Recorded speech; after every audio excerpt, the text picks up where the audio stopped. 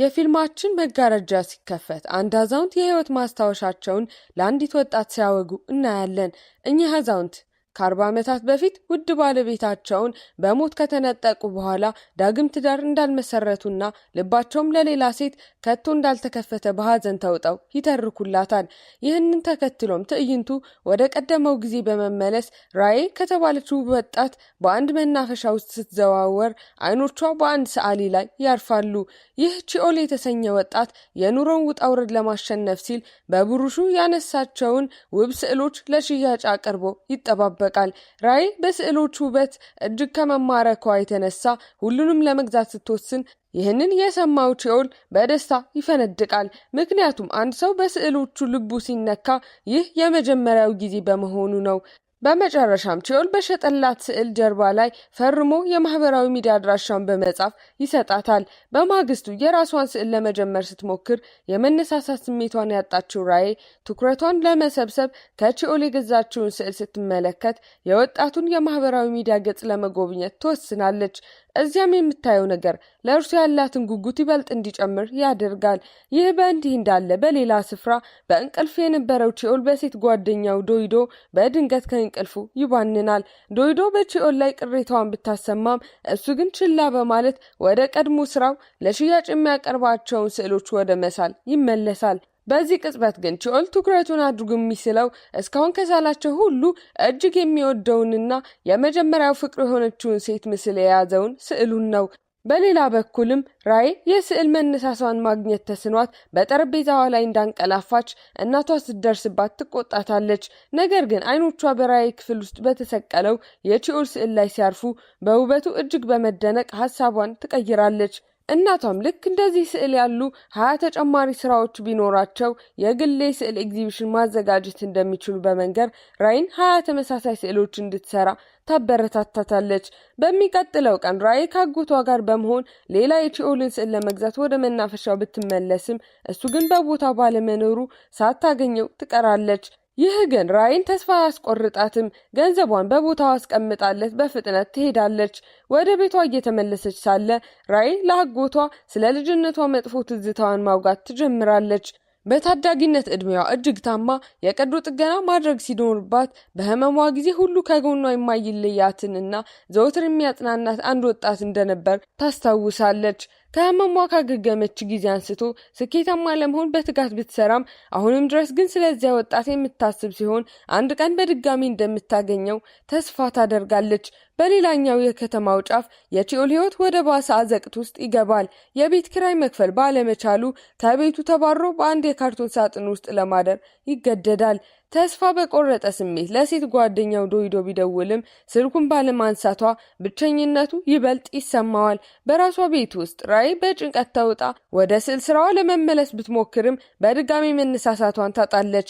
ሀሳቧን ለመበተን የቺኦልን የማህበራዊ ሚዲያ ገጽ ስትመለከት ወጣቱ ብዙ ገንዘብ እንደሚያስፈልገው የጻፈውን መልእክት በማየት አይኖቿ ይፈጣሉ። ራይ በሀሳብ ተውጣ ሳለች ችግሯን የሚፈታላት መላ ወደ አእምሮዋ ይመጣል። ይህ መላ ሌላ ሳይሆን የተደበቀውን የቺኦልን የስዕል ተሰጥኦ ለራሷ ዓላማ መጠቀም ይሆናል። ትዕይንቱ ወደ አንድ ምሽት ተሸጋግሮ ቺኦል ከሴት ጓደኛው ዶይዶና ከወንዶቹ ጋር በመጠጥ ቤት ውስጥ ሲዝናና ያሳየናል። ቺኦል የህይወቱን ብስጭት ለመርሳት በሚመስል ሁኔታ አእምሮ እስኪዝል ድረስ ይጠጣል። የወንድ ጓደኛዋ በስካር መንፈስ ውስጥ መሆኑን እየተመለከተችው ዶይዶ ይህንን እንደ ምቹ አጋጣሚ በመቁጠር ከቺኦል ጓደኞች አንዱን ለማጥመድ ትሞክራለች። ብዙም ሳትቆይ ሙከራዋ ሰምሮላት ሁለቱም ከቦታው ተያይዘው ይወጣሉ። በተመሳሳይ ሰዓት ቺኦል በስካር መንፈስ እየተንገዳገደ ከመጠጥ ቤቱ በመውጣት ወደሚኖርበት የካርቶን ሳጥን ለማምራት ይሞክራል። ነገር ግን ሰውነቱን መቆጣጠር እስኪያቅተው ድረስ የጠጣው መጠጥ አቅሙን ስለሚያሳጣው መንገድ ላይ ወድቆ ራሱን ስቶ ይቀራል። በሚቀጥለው ቀን ቺኦል ከእንቅልፉ ሲነቃ ከፊቱ ራይ ቆማ በማግኘቱ ከፍተኛ ግርምት ውስጥ ይገባል። የሚገኘው እንግዳ በሆነና በሚያምር ቤት ውስጥ ሲሆን ይህ የራይ ቤት መሆኑን ይገነዘባል። እሷም ብዙ ሳታንዛዛ የስዕል ችሎታው እንዲሸጥላትና በ20 ስዕሎች ምትክ $1 ሚሊዮን እንደምትከፍለው ትነግረዋለች። ዋናው ዓላማዋ ስዕሎቹ በራሷ ስም እንዲታወቁ ማድረግ ይሆናል። ቺኦል መጀመሪያ ላይ ሐሳቧን በፍጹም ባይቀበለውም የገንዘቡ አስፈላጊነት ስለሚጫጫነው እግሩን እያጎተተ የስራውን ውል ይቀበላል። በማግስቱ ቺኦል አርፍዶ ሲነቃ የራይ አጎት እየተቆጣ ያገኘዋል። አልፎ ተርፎም ከራይ ጋር ቁርስ እንዲበላ ጎትቶ ይወስደዋል። በዚያ ምሽት ቺኦል ከቅንጡ ቤቱ ለማምለጥ ቢሞክርም የራይ አጎት ጥረት ውስጥ እያለ ደርሶበት ሙከራውን ያከሽፍበታል። በሌላ በኩል ዶይዶ ከቀናት በፊት አብሯት ከወጣው የቺኦል ጓደኛ ጋር በመገናኘት እንደገና ልታታልለው ትሞክራለች። ቪዲዮውን እዚህ ድረስ ከተመለከታችሁ ተመችቷችኋል ማለት ነው። ቪዲዮውን ላይክ፣ ቻናሉንም ደግሞ ሰብስክራይብ ማድረግ እንዳይረሳ እንላለን። ወደ ታሪካችን። እሱ ግን ለፈተናዋ ሳይበገር በወቅቱ ሰክሮ ስለነበር በመካከላቸው የተፈጠረው ነገር የአጋጣሚ ስህተት እንደሆነ በመንገር ችላ ይላታል። ከዚያም አልፎ ቺኦል ምን ያህል ጥሩ ሰው እንደሆነ በመግለጽ ክህደት እንዳትፈጽምበት ይመክራታል። ይህ በእንዲህ እንዳለ ራይ የጀመረችውን ስዕል መጨረስ ባለመቻሏ ከፍተኛ ብስጭት ውስጥ ሆና ትታያለች። ከራሷ ጋር ስትታገል ከቆየች በኋላ እንባዋ እየፈሰሰ በጥሞና የሆነ ነገር ታስባለች። ከዚያም አንድ ትልቅ ሸራ ላይ ድንቅ ስዕል ስሎ ወደ ጨረሰው ቺኦል በመጠጋት ይህ ችሎታ ከየት ተማርከው በማለት ትጠይቀዋለች። ቺኦል ግን ለጥያቄዋ መልስ ከመስጠት ይልቅ አንቺስ በማለት እሷን መልሶ ይጠይቃታል። ራይም የግል ጥያቄዎች እንዳይጠይቃት በማስጠንቀቅ ምላሽ ትሰጣለች። ቺኦልም በበኩሉ እሱ መጥፎ ሰዓሊ ከሆነና ስዕሎቹም ጥሩ ካልሆኑ ለምን እንደቀጠረችው ጥያቄ ያቀርብላታል። ራይ ግን እሱን የቀጠረችበትን እውነተኛ ምክንያት ሳትገልጽለት በዝምታ ታልፋለች። በሌላ ወንድ ውድቅ የተደረገችው ዶይዶ ፊቷን ወደ ቺኦል በማዞር የበቀል እርምጃ ለመውሰድ ብትሞክርም የት እንዳለ ማወቅም ሆነ ማግኘት አልቻለችም። አብዛኛው ጊዜ ከቤት ውጭ የሚተኛበት ዳስ ብትሄድም ልታገኘው ባለመቻሏ በብስጭት ተቀምጣ ፍቅረኛዋን ችላ በማለቷና በፈጸመችው ክህደት እየተጸጸተች ማንባት ትጀምራለች። ከጥቂት ቀናት በኋላ በራይና በቺኦል መካከል የጦፈ ክርክር ይነሳል። ይህም የራይ ህመም በድንገት እንዲቀሰቀስባት በማድረግ ራሷን ስታ እንድትወድቅ ያደርጋታል። ቺኦልም በሁኔታው ደንግጦ ሊረዳት ሲሮጥ ወዲያውኑ አንስቷት ወደ ሆስፒታል ለማምራት ይሞክራል። በመንገዳቸው ላይ ከገበያ ሲመለሱ ከነበሩት የራይ አጎት ጋር ሲገናኙ አጎትየው ራይን በመኪና ወደ ሆስፒታል ሲወስዷት ቺኦልን ቤት እንዲጠብቅ ይነግረዋል። በዚያች ሌሊት ቺኦል በድብቅ ወደ ራይ ክፍል ሾልኮ በመግባት ስትወስዳቸው የነበሩትን መድኃኒቶችና የግል ማስታወሻ ደብተሯን ያገኛል። ማስታወሻ ደብተሯን ገልጦ ማንበብ ሲጀምር ራይ ስዕሎችን ለመስራት ምን ያህል እንደምትቸገርና እሱን ምን ያህል እንደ ጎበዝ ሰዓሊ እንደምታየው ይረዳል። እሷ እንደምታስበው ቺኦል ችሎታውን ባያባክን ኖሮ ዝነኛ ሰዓሊ መሆን እንደሚችል ጽፋ ያገኛል። በማስታወሻ ደብተሩ የመጨረሻ ገጽ ላይ አንድ አሮጌ ፎቶ ሲያገኝ ፎቶ ከራይ ጋር በታዳጊነት እድሜው የተነሳው የራሱ ፎቶ መሆኑን በመረዳት በከፍተኛ መደናገጥ ውስጥ ይገባል። ይህ ሁሉ ሲሆን በሌላ በኩል ዶይዶ ለቀናት የጠፋባትን ፍቅረኛዋን ጉዳይ ለፖሊስ ጣቢያ ሪፖርት ለማድረግ ትሄዳለች። ራይ ከህመሟ አገግማ ወደ ቤቷ ስትመለስ የቺኦል ህይወት አዲስ ምዕራፍ የሚከፍት ይመስላል። እሱ ድንቅ የሆኑ ስዕሎችን መሳል ሲጀምር እሷን ፊቷ ላይ የደስታና የእርካታ ስሜት ይነበባል። ቺኦል በመጨረሻም ለሷ ሲል ወደ ስዕል መመለሱ ትልቅ እፎይታን ይሰጣታል። የሁለቱ ታሪክ የጀመረው ከዓመታት በፊት በሆስፒታል ውስጥ ሲሆን ገና በታዳጊነት እድሜ ላይ የነበረችው ራይ ከሳን ጋር ለመጀመሪያ ጊዜ ትተዋወቃለች። ከዚያም ግንኙነታቸው እየጠነከረ መጥቶ የፍቅር ህይወትን በጋራ ለመጀመር ይወስናሉ። አንድ ወቅት በአንድ ወንዝ ዳር ላይ በደስታ ሲጫወቱ የሁለቱ ህመም በድንገት አገርሽቶባቸው በአስቸኳይ ወደ ሆስፒታል ይወሰዳሉ። በዚያም አንድ ዶክተር ለራይ እናት ልጇ ሁለተኛ ቀዶ ጥገና ብታደርግ በህይወት የመትረፍ እድሏ ዝቅተኛ እንደሆነ ይነግራቸዋል። እናቷ ግን ልጇን ለማዳን ሲሉ ዶክተሩ ማድረግ ያለበትን ሁሉ እንዲያደርግ ትማጸነዋለች። ወደ አሁኑ ታሪክ ስንመለስ የቺኦል ባህሪ ባልተጠበቀ ሁኔታ ይለወጣል። ለራይና ለአጎቷ እጅግ ተግባቢ ሲሆን ሜካፕ ባትጠቀምም ምን ያህል ቆንጆ እንደሆነች ለመንገር አያመነታም። ብዙም ሳይቆይ በከፍተኛ ጉጉት ግቢ ውስጥ አንድ ትልቅ ስዕል ለመሳል አስቦ ራይ እንድታግዘው ይጠይቃታል። ሁለቱም እየተጨዋወቱና እየተቀላለዱ ስራቸውን በጋራ ያከናውናሉ። ይህ በእንዲህ ላይ እንዳለ ራይ በቺኦል ስም ታላቅ የስዕል ኤግዚቢሽን ለማዘጋጀት እንዳሰበች ስትነግረው ነገሮች ሌላ አቅጣጫ ይይዛሉ። ይህ ከመጀመሪያው ስምምነታቸው የተለየ እንደሆነ ብትገልጽለትም ታዋቂ ሰዓሊ መሆን ምን እንደሚመስል እንዲያውቅና የዝናን አስፈላጊነት ማንነት እንዲረዳ ወደ ኤግዚቢሽኑ እንዲመጣ ትጠይቀዋለች። በተጨማሪም ጤንነቱን እንዲጠብቅና ሰዎች ስለሱ ስለሚሉት ነገር እንዳይጨነቅ ትመክረዋለች። ቺኦል ስለ ራይ የልብ ህመም ሁኔታ ሲጠይቃት እናቷ በድንገት መታ ታገኛቸዋለች። ራይም ወዲያውኑ ቺኦል ረዳቷ እንደሆነ ለእናቷ ትገልጻለች። ከጥቂት ጊዜ በኋላ ቺኦል የተጠየቃቸውን ስዕሎች በሙሉ ሊያጠናቅቅ ሲቃረብ በስራው የተደሰተች ለሚመስለው ራይ ስዕሎቹን አንድ በአንድ ያሳያታል። ምሽት ላይ በሚያደርጉት ተራ ወሬ ወቅት ሁለቱ ይበልጥ ሲቀራረቡ በመካከላቸው ጥልቅ የሆነ የመዋደድ ስሜትና መተማመን ይፈጠራል። ራይ በርካታ ስዕሎችን ስታሳየው ከነዚህ ውስጥ አንዱ በቅርቡ ለእይታ እንደሚቀርብ የታሰበ እሷ የሰራችው ስዕል ይሆናል። የራይ እናት ከዚህኛው ስዕል በስተቀር በሁሉም ስራዎች ስትደሰት፣ ያ ስዕል ግን እጅግ አስቀያሚ እንደሆነ ይሰማታል። እናቷ ስዕሉን እንድትጥለው ስትነግራት ራይ በንዴት ስዕሉ የእሷ እንደሆነ ትናገራለች።